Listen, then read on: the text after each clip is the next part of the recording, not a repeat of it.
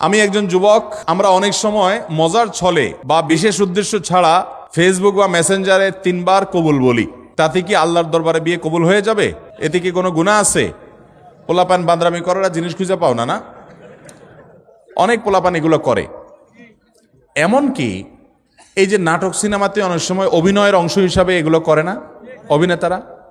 এদের মধ্যে কেউ যদি মুসলমান হয়, কার যদি আল্লাহর প্রতি বিশ্বাস না থাকে তার কথা ভিন্ন হয়, বেঈমান নিয়ে আমাদের আলাপ নাই। যে মুসলমান, যে আল্লাহর প্রতি ঈমান আছে, তার জানতে হবে নবী করিম সাল্লাল্লাহু আলাইহি সাল্লাম বলেছেন, সালাতুন জিদ্দুহুন্না জিদ্দুন ওয়া হাজলুহুন্না জিদ্দুন। 3টা বিষয় সিরিয়াসলি করলে যা হবে, দুষ্টুমি, রসিকতা, অভিনয়, মজা করে করলে তা হয়ে যাবে কাহিনী বড় খতরনাক, বড় জটিল।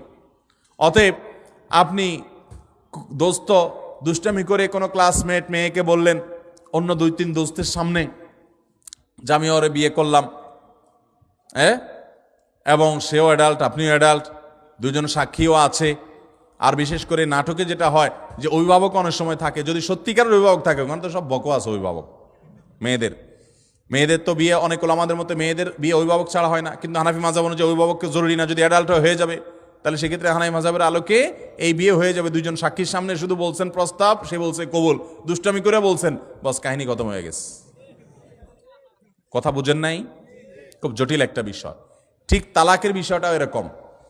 আপনি বলবেন যে হুজুর আমি তো আসলে তালাকের উদ্দেশ্যে বলি না, আমি একটু ভয় দেখানোর জন্য বলছিলাম, কাম হয়ে যাবে, এরপর আর এসব বলে লাভ হবে না। অতএব এগুলো সাবধানে করতে হবে। আল্লাহ আমাদেরকে এই সমস্ত বিষয়, হেয়ালিপনা, দুষ্টমি, এগুলো থেকে বেঁচে থাকার তৌফিক দান করুন। সব জায়গায় ফাজলামি না। আমাদের নবী হযরত মুহাম্মদ সাল্লাল্লাহু আলাইহি সাল্লামকে না সৃষ্টি করলে নাকি আল্লাহ তাআলা কোনো কিছু সৃষ্টি করতেন না। এটা কতটুকু সত্য?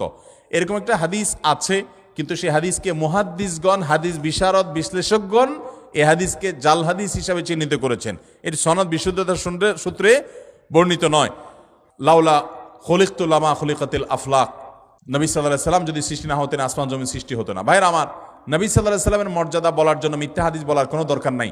আল্লাহ তাআলা তার নবী সাল্লাল্লাহু আলাইহি সাল্লামকে, তার হাবিবকে এমনি মর্যাদা দিয়েছেন, তার জন্য ভুয়া হাদিস বানানোর কোনো দরকার।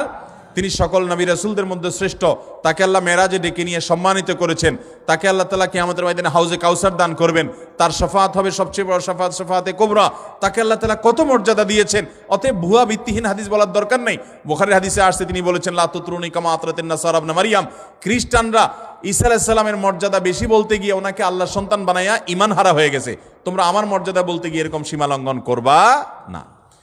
এরপরে প্রশ্ন হলো, মোজ ধোয়া পানি পান করলে নাকি হারাম হয়, আসলে হাদিসে এমন কিছু আছে কিনা? মোজ ধোয়া পানি খেলে বা মোজ লাগলে কোনো কিছু খেতে গেলে সেটা হারাম বলে হয়। হারাম তো পরের কথা, অনেকে বলে মাকরুহ। হারামও হবে না, মাকরুহও হবে না। কারণ মোজ যদি থাকে আর পানি যদি আপনি খেতে যান, তো একটু আধটু লাগবেই লাগবে, যত ছোট থাকুক একটু হইলেও লাগবে। এখন যদি বলেন যে না আমি লাগাবো না, তাহলে মোজ বড় রাখতে হবে অনেক, এবং সে মোজ কিছু একটা দিয়ে চিমটি দিয়ে ধরে উঠায় ধরে তারপর খাইতে হবে। এছাড়া তো আমি কোনো উপায় দেখি না।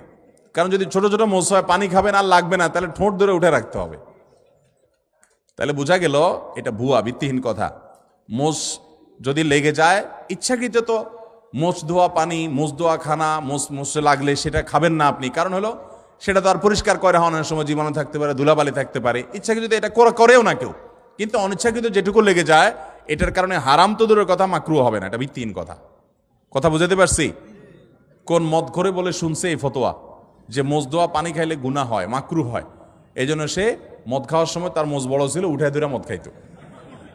যে মদ খাওয়ার সময় যদি মাকরুহ হয়ে যায়, তাহলে তো আল্লাহ নারাজ হয়ে যাবে। এই জন্য